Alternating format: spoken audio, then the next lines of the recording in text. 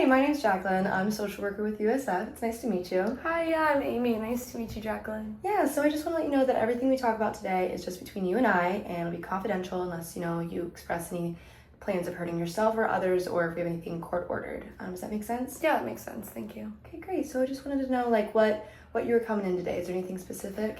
Yeah, honestly, I'm struggling a lot with friendships right now. I just started college and I moved away from home, and I don't know, it's my freshman year and I really expected to have more friends. I just got out of a kind of bad high school situation, and I thought that this would kind of be like a good time to restart and rebrand myself, and I'm just struggling to do so. Yeah, no, college can be a great time to, as you said, rebrand. Can you tell me a little bit about a bad high school situation you said?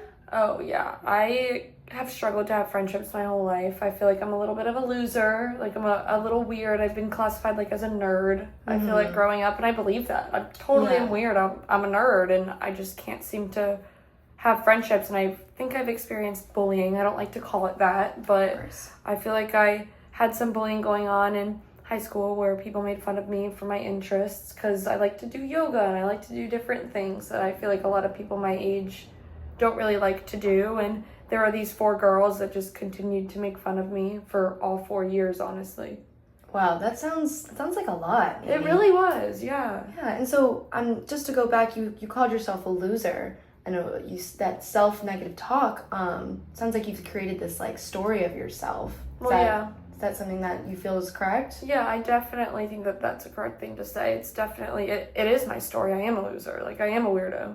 Well, so I'm trained in narrative theory, and I would like to just walk with you here. If you'd be interested in maybe reauthoring this story you've created of yourself, and we can kind of look at exactly how we got to this point and see if we can find some alternative, storylines. Yeah, I do think that's an interesting way to look at it. My life is kind of like a story, and I don't know, as the main character, I don't want to have such negative self-talk. Yeah, you are the main character.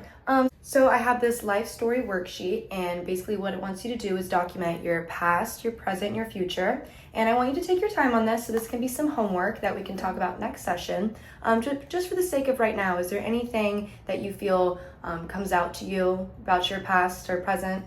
Yeah, is this mainly about my friendships and my relationships? Well, it's up to you. It's whatever you feel your story, the importance of it is. So it could be relationships. Okay, yeah. I mean, I know I say that it all started in high school, but I feel like it really didn't. If I really do, I'll fill this out, of course, but if I do really go into it, just in the past, I feel like I've felt this way since I was a kid as well. Okay. So could you maybe tell me a little bit about the feeling when you say this feeling, what it was that? Yeah, to kind of be a little more concrete, I just have felt like a loser since I was a kid too. I have an older sister who I did, cheerleading and did all of the popular and cool and kind of normalized things, and I think that kind of led me to feel even harder on myself. And that was even, she's 3 years older, so that was even when I was 3 years old. I feel like that's when this really started, and this kind of identity as a loser, I think, kind of came into play. Those are really heavy emotions, Amy, and thank you for sharing that with me. It sounds like you've been dealing with this narrative for a long time. So basically, what I kind of want to go through is maybe some of those times in your life where you didn't feel like a loser, or some of your accomplishments. Yeah. I mean, I can't even really think of any. I am pretty good at the hobbies that I have, though. Yeah, you told me that you were into yoga. Could you tell me a little bit more about that? Yeah, so I've been doing yoga for a while now. It's been almost 10 years, and I practice at different studios, and I've met a lot of cool people through it, and I've gotten really good. I think one day I maybe want to be certified, but I just feel like such a loser that I feel like I can't even get there. Well, I mean, just hearing that is amazing. So just props to you that you've been doing something for so long. And I think that that's a really important part of your story. I think so too. Yeah, well, I'm glad that we can agree on that. And, in your future, we can talk about those certifications, you're saying. So yeah, what does that look like for you to get those certifications? Is that something you could do? Yeah, I can do it kind of really anywhere in any studio, and that's another part of it. I'm looking for one right now in my college town because I think that may be a good way for me to make friends, and that could be an in.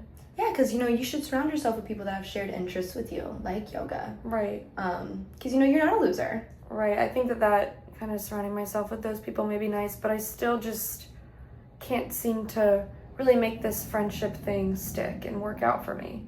Okay. And so when you say, the friendships stick, have you been reaching out to people, or have you had any instances where people have been unkind to you in college? Honestly, I haven't reached out to anybody. I feel like I could be better about that. I'm just so scared and timid to even attempt new relationships because of what I've had in the past. Right.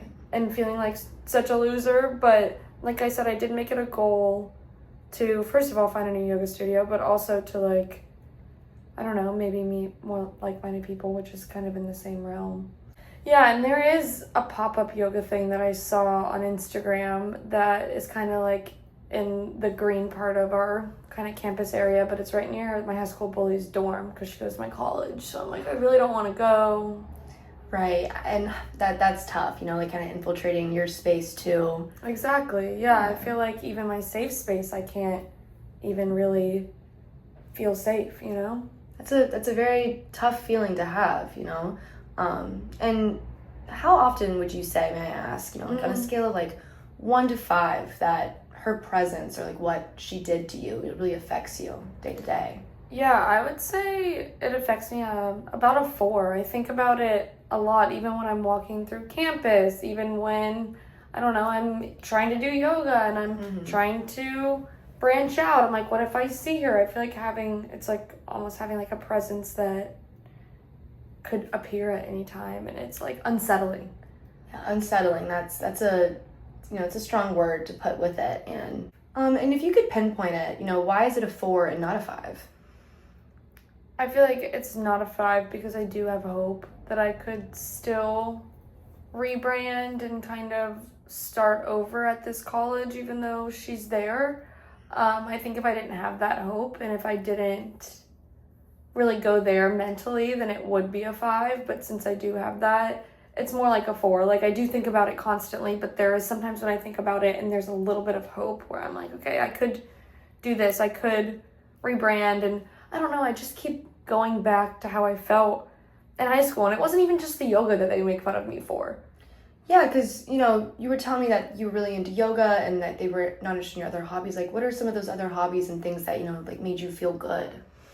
I liked reading a lot. I spent a lot of time in the library, like a classic nerd, from like a TV show. I don't even know. It's just so weird to think about. But yeah, I would spend a lot of time in the library. Like I said, read a lot of books. I watched a lot of TV. I valued like being alone a lot. So I'd sit alone at lunch, which I think ostracized myself, like I chose to sit alone and sit over there, and I did that to myself kind of thing.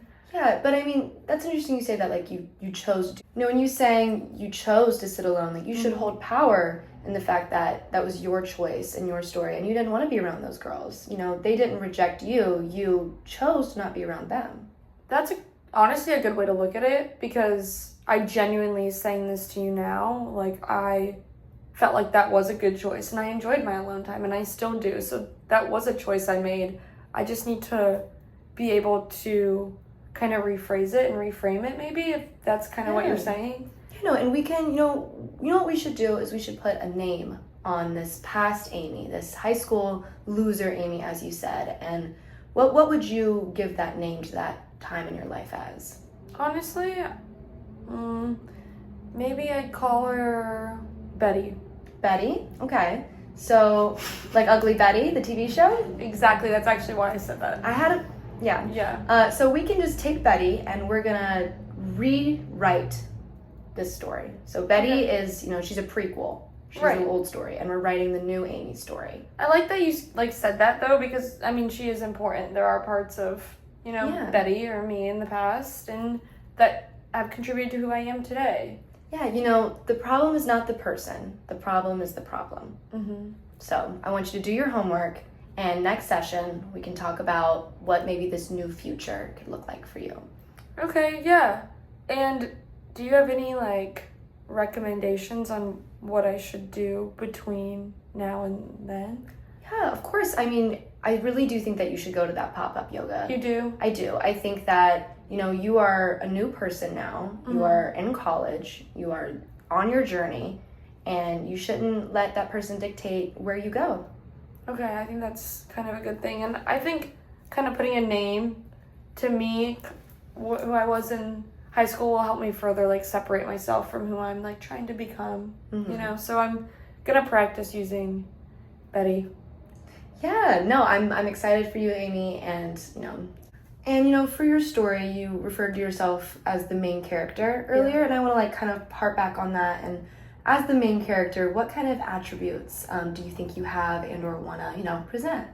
Yeah, I mean, I think I want to present like my smartness. I don't know if that's a proper term or way to use it, but I want to kind of showcase that in all that I do. And I want to show that, yes, maybe I'm a little introverted, but I'm still funny. Like, I have a sense of humor. So I want to show that. And I just want to be more confident, I think, is the biggest part.